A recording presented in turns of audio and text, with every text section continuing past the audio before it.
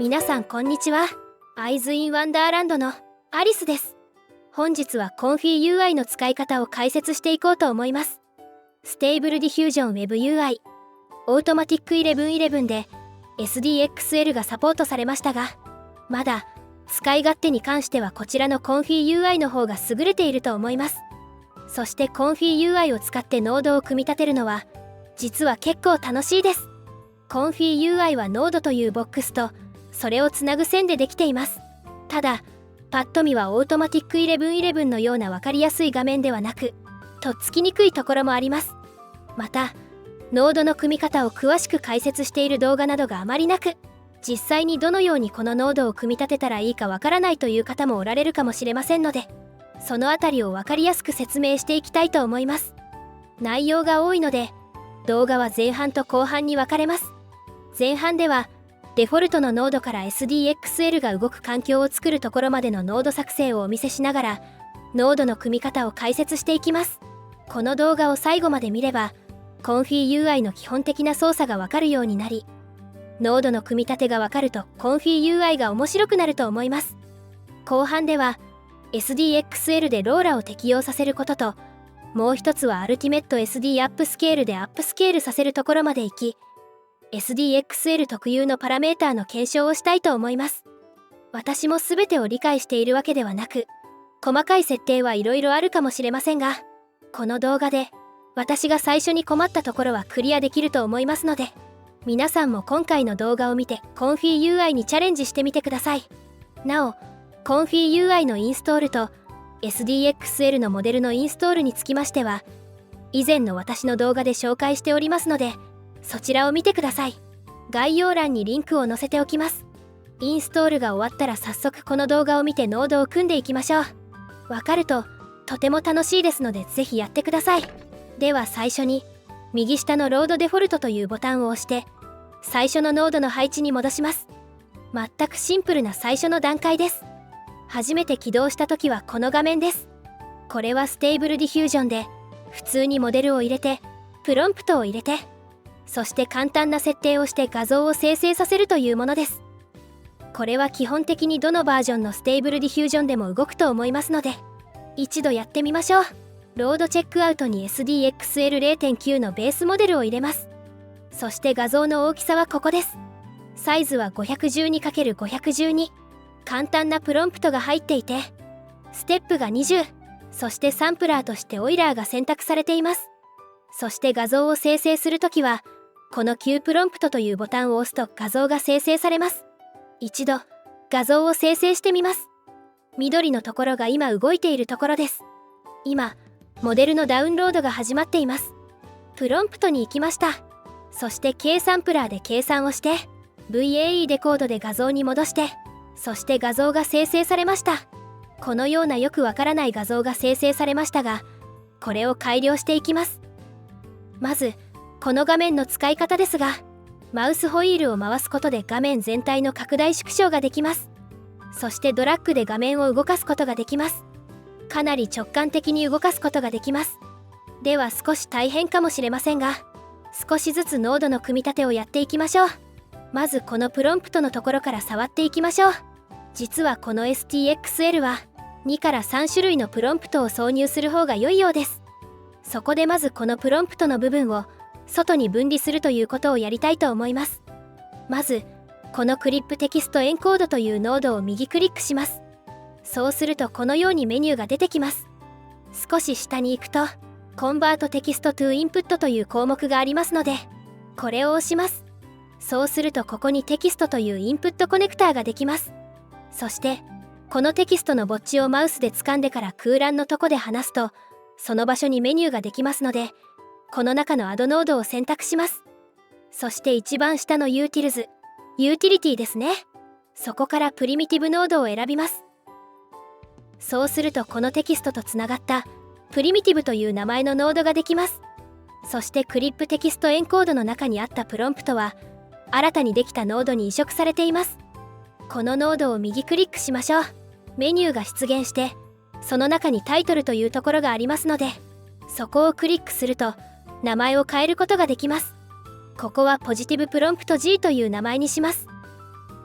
同じようにネガティブプロンプト用のクリップテキストエンコードも右クリックしてコンバートテキストトゥインプットを押し、テキストから引っ張っていってアドノードを押します。そして一番下のユーティリティを選んでその中のプリミティブを選んでください。そうするとここにつながったノードができますので名前を変更しましょう。先ほどと同じ操作でネガティブプロンプト G にします。そしてノードのサイズを変更したいときは右下をつまんで動かすとサイズが変更できます。このようになりました。そこでこのクリップテキストエンコードというのは実はステーブルディフュージョン 1.5 に対応したものです。これでも画像生成はできるのですが、もっと画像を良くするために STXL 専用のテキストエンコードを入れましょう。右クリックしてアドノードを押してください。そしてアドバンスのところからコンディションと入っていただくとクリップテキストエンコーダ SDXL というのが一番下にありますのでこれをクリックします。そうするとここに SDXL 用のクリップテキストエンコードのノードができます。まずこちらのポジティブプロンプトの方から変えていきましょう。まずクリップをこちらに移動します。そしてコンディションを K サンプラーにつなげます。そうすると通常のクリップテキストエンコードのノードはテキストとつながっているだけになります。SDXL 用のクリップテキストエンコードのノードにテキストをつなぐところがないので右クリックをしましょう。メニューからコンバートテキスト G to インプットを選択してここからこのテキストにつないでください。そうすると従来のクリップテキストエンコードノードは不要になりましたので右クリックしてメニューのリムーブで消してください。選択してバックスペースでも消えます。そしてこちらはもう一つテキスト L というのがありますのでこれも外部に出しましょう。メニューからコンバートテキスト L to インプットを選択します。そうするとテキスト L というインプットコネクターができますのでここで先ほどと同じようにプリミティブノードを選ぶとこのようにプロンプトを書くところができます。名前を変更しましょう。このようにテキスト L のプロンプトができました。この2つの違いはよくわからないのですがある外国の YouTuber の方がおっしゃってたことによるとこの L の方に品質系のプロンプトを入れる、そして G の方はなるべく文章で描きたい内容を書くというのがいいようです。ネガティブプロンプトも同じようにやっていきましょう。同じノードを作りたいときネガティブプロンプトは基本的には同じようなノードを使いますのでその場合はノードのメニューからクローンを選択してください。コントロール C とコントロール V のショートカットキーも使用できます。すでにテキスト G とテキスト L のインプットコネクターがある同じノードができましたのでネガティブプロンプトをテキスト G につないでください。そしてテキスト L からプリミティブノードを追加してネガティブ L に名前を変更しましょう。これでネガティブプロンプトも G と L ができました。ネガティブプロンプトに関しては使い分けがよりわからないのですが基本的には同じようなものを入れておけばいいのかもしれません。そしてクリップですが先ほどと同じようにこちらのモデルからのクリップをつなげてそしてもともとここにつながっていたコンディションをこちらからですねネガティブの方につなげます。古いものがフリーになりましたので削除します。これでまず SDXL 用のテキストエンコーダーが完成しました。大きさを小さくしておきましょう。この項目一つ一つに関しては実は私もあまりよく分かっていませんが後編で検証してみたいと思います。このサイズが4096を推奨している方がいました。これは出来上がる画像のサイズに影響を与えないみたいですので一応それに倣って4096にしておきます。次にやることですが K サンプラーも K サンプラーのアドバンスというのがありますのでそちらを使っていきましょう。アドノードでサンプリングから K サンプラーのアドバンスの方を選択します。少しこちらより項目が増えましたね。まずはつなぎ替えましょう。一つ目は右側のレイテントというアウトプットから VAE デコードのサンプリングに行きます。以前につながっていた線は自然に消えますね。この線は一つしか入力できないときは消えます。モデルを K サンプラーアドバンスにつなぎ替えます。そしてポジティブ、ネガティブ、そしてレイテントイメージ。レイテントイメージは入力される画像を示します。テキストトゥイメージでは画像を入力しませんのでエンプティレイテントイメージノードをつないでいます。画像サイズはこのノードの数値で変更します。古い K サンプラーがフリーになりましたので消しましょう。これで K サンプラーの入れ替えが終わりました。ただこれだけでは変えた意味がありませんので、設定を調節していこうと思いますが、アドバンスで調節できる項目の一つに、スタートアットステップとエンドアットステップがあります。これは何かというと、トータルのステップの中の、いつからステップを始めるか、そしていつまでステップを行うかということを決めます。実はこの SDXL の画像生成法として、例えばトータルのステップを30にしたとしましょう。そのうちのステップ20までがベースモデル、そして20からがリファイナーモデルという形に分けることができます。その方が画像が早く生成でき、そして画像の質も落ちないということですので、スタートとエンドを調節できるアドバンスを選択しています。K サンプラーアドバンスから VAE デコーダー、VAE デコーダーからセーブイメージにつながっています。これで一連の流れが完成しましたので、これで画像を生成してみたいと思います。プロンプトはフルボディショットの少女ですね。茶色の髪の毛で白いサンドレスを着た少女、そして花とバタフライとレンズフレア、ウィンドウエフェクトを入れています。品質系のプロンプトは L の方に入れて、ネガティブプロンプトはいつものものを G と L で同じでコピーして入れております。そして画像サイズは 1024×1024 がデフォルトなので 1024×1024 にします。CFG スケールが8、ステップ30にします。そして今回はベースモデルだけですので、ステップ30まで全てをこちらでこなします。ではまず一度これで画像を生成してみましょう。Q プロンプトをクリックしてしばらく待ちます。今 K サンプラーが緑でここが働いています。そして VAE デコーダーを通り画像が生成されました。結構早いですね。1枚の画像が生成されました。かなりいい雰囲気の画像が生成されたのではないでしょうか。細かいところはぼやっとしていますが、かなり綺麗な画像が生成されました。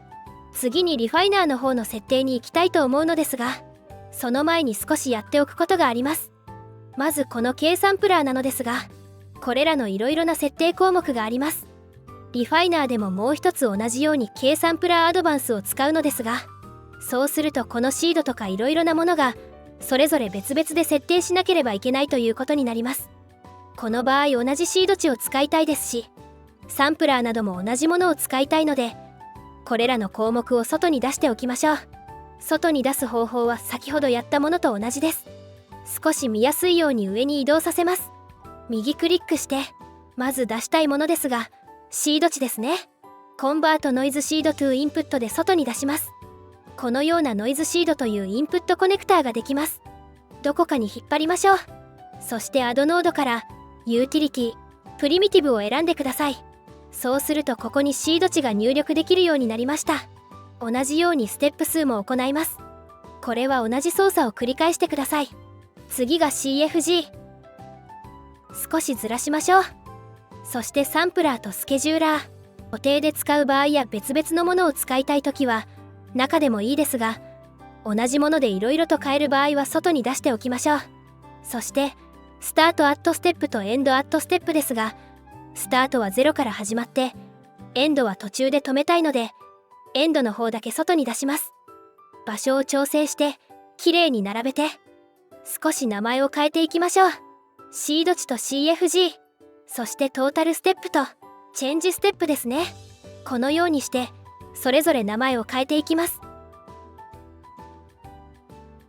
少し場所を変えましょう。ノードはマウスのドラッグで動かせます。またコントロールを押しながらノードを複数クリックすると同時に選択できます。複数選択してシフトを押しながら動かすとまとめて動かすことができます。とりあえず一番下に置いておきます。ごちゃごちゃとしてしまいますが、一番下に置いておきましょう。そして先ほどのサンプラーを元の位置に戻しておきましょう。見やすく整理するとかは後でやっていただければいいのではないかと思います。画像サイズも変更することのある項目ですので、近くに置きましょう。一番下に置いておきましょう。設定項目はすべてここにまとめられました。ではようやくリファイナーの方に行きたいと思います。リファイナーもベースと同じような流れでノードを作成しますので、まとめてコピーして貼り付けましょう。コントロールを押しながらロードチェックポイント、エンコーダー、K サンプラー、VAE デコーダー、セーブイメージをクリックしていきます。クリックしたものがすべて選択されましたので、コントロールプラス C でコピー、コントロール V でペーストします。同じものがコピーされ、選択されています。この状態でシフトを押しながらドラッグすると、全部一緒に動きますので、シフトを押しながら動かしていきます。これで基本の流れができていますので、少し位置を整えましょう。あとは、つながってないコネクターのところを全部埋めていく作業になります。ただし、このクリップテキストエンコードですが、リファイナー用は別で用意されていますので、リファイナーのものを用意します。そしてノードを探すとき、右クリックしてアドノードから探す場合もあるんですが、何もないところでマウスをダブルクリックすると検索窓が出ますので、ここで探すこともできます。クリップというワードを含みますので、クリップと入力すると候補が出てきます。クリップテキストエンコード SDXL リファイナーというものがありますので、こちらを選択します。モデルからのクリップをつなげます。このプロンプトを記入するところを外に出しましょう。コンバートテキストトゥインプットにして、テキストの方に関しては、おそらくこの品質系のものを入れればいいと思いますので、プロンプトの L の方をつないでおきます。リファイナーのテキストエンコードにつながりました。そしてこのコンディショニングのアウトプットコネクターのところを K サンプラーのポジティブインプットにつないでおきます。こちらの方はもう使わないので消しましょう。サイズを小さくしましたが、これがポジティブ用ですね。ちょっと名前を変えておきましょう。ポジティブリファイナーにしておきます。同じようにネガティブのリファイナーテキストエンコードを作りますので、これをコピーしてクローンしましょう。そしてこのクリップをこちらにつないで、ネガティブはネガティブ G と L に一緒の文字を入れていますので、どちらでもいいと思います。ネガティブ G プロンプトとつなげます。コンディションのアウトプットコネクターを K サンプラーのネガティブインプットの方につなぎます。そして古いものはフリーになりましたのでリムーブで消します。これでリファイナー用のテキストエンコードができました。こちらも名前をネガティブに変えておきましょう。テキストエンコードという言葉は残した方がいいかもしれないですね。残しておきましょうか。何かわからなくなってもいけないので、名前の中のテキストエンコードは残しておきます。そしてあとこの K サンプラーにつなぐものですが、先ほどベースモデルの K サンプラーのものと同じにするために外部に作ってありますので、そちらとつなげます。先ほどの設定の方、ちょっと遠いので移動させます。今だけ移動させます。そしてシードの方をノイズシード。そして CFG スケールは CFG スケール。ステップがトータルステップ。そしてスケジューラー、サンプラーとつないでいきます。そしてここのエンドアットステップなのですが、こっちのエンドはですね、リファイナーについては必ず最後のステップまで行くということなので、ちょっとエンドアットステップは中に入れます。その場合はコンバートエンドアットストップトゥーウィジェットを選びます。中に入りました。そしてこちらは必ず最後まで行く意味の線にしておきます。逆にこのスタートを遅らせますので、スタートアットステップを外に出します。そのスタートアットステップのインプットコネクターをステップの変更点を意味するチェンジステップにつなげておきます。ステップ20までベースモデルを使い、ステップ20からリファイナーモデルで作るということです。この20がどちらに入るかはわからないのですが、細かいことはこだわらずにいきましょう。そしてレイテントイメージのインプットコネクターですが、ここは入力する画像になりますので、ベースモデル用の K サンプラーで出来上がった画像になります。ベースモデル用の K サンプラーのレイテントアウトプットコネクターからリファイナーの方につなぐということになります。これで一連のベースからリファイナーまでの流れができました。これで一度画像を生成してみましょう。シードを一度ランダムに戻します。後の設定は同じもので画像を生成してみたいと思います。シード値を今ランダムに戻したんですが、最初1枚目は前回と同じものができるようですね。もう一度いきます。ベースモデル用の K サンプラーで読み込んで、まずベースの VAE デコードの方に送ってベースの画像が出来上がります。そしてリファイナーの K サンプラーの方に画像が送られて画像が生成されていきます。そしてリファイナーでできた画像がこちらです。かなりくっきりしていることがわかると思います。横並びでちょっと比べてみましょう。かなりコントラストがしっかりした画像ができています。ベースとリファイナーで作った画像を比較するとかなり違いました。やっぱりベースのみの画像はかなりぼやっとした画像になりますし、リファイナーはかなりくっきりとした画像が出来上がるようです。今のままの状態だと画像が2つとも保存されてしまいます。ストレージを節約するために、ベース側でできた画像は保存しなくてもいいので、セーブイメージをプレビューイメージに変更しておきます。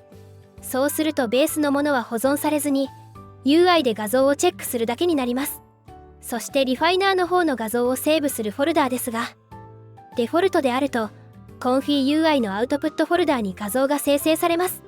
そして画像の名前は、ConfigUI番号になります。これでは画像の整理がしづらいです。フォルダや名前を変更するときは、ファイルネームプレフィックスをクリックして、バリューのタブに名前のルールを入れます。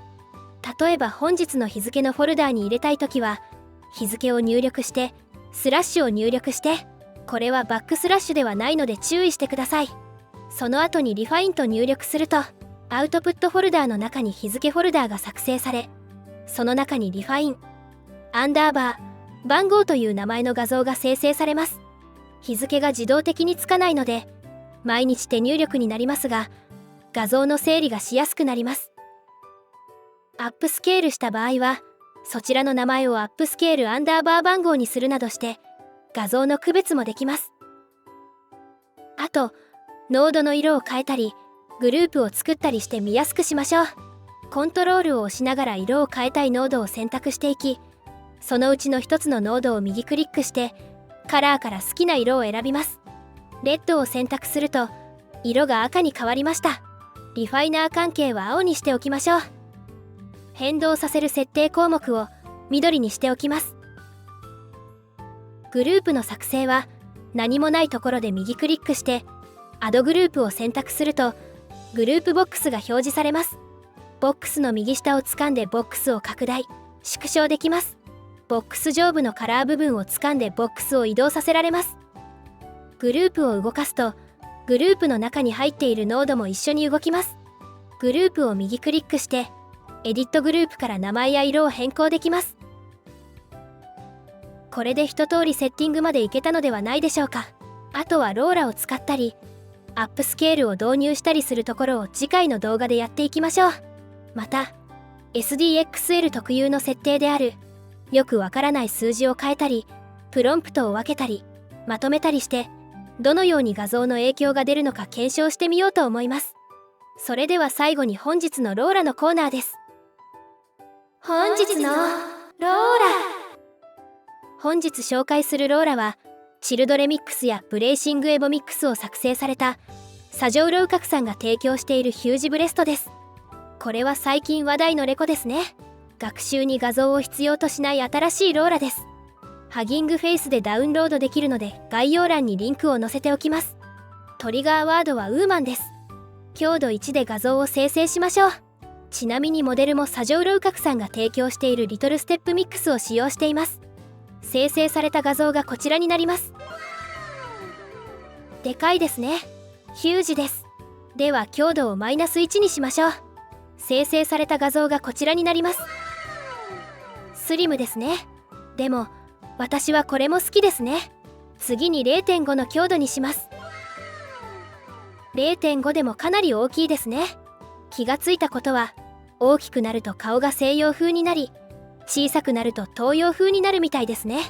-0.5 の強度で画像を生成すると、やっぱり東洋人寄りですね。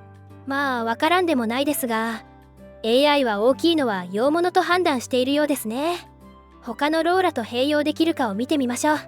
ここはやはり以前紹介したビットウィーンブレストでしょう。挟んでみましょう。まずは強度-1でやってみます。挟むのはバナナにしておきます。生成された画像がこちらになります。ああ、挟むのを拒否されましたね。無理ということでしょうか。次に強度1でやってみます。生成された画像がこちらになります。こちらは房ごと挟んできましたね。面白いですね。-1でもう一度。ああ、惜しいですね。AI さん、やっぱり諦めましたね。かなり頑張ってくれた感じは出てますけどね。もう一度強度1。1本挟みました。なんか胸の一部がバナナ色になってますけど、強度 0.5。0.5 でも挟みましたね。このように他のローラとも共存できるようです。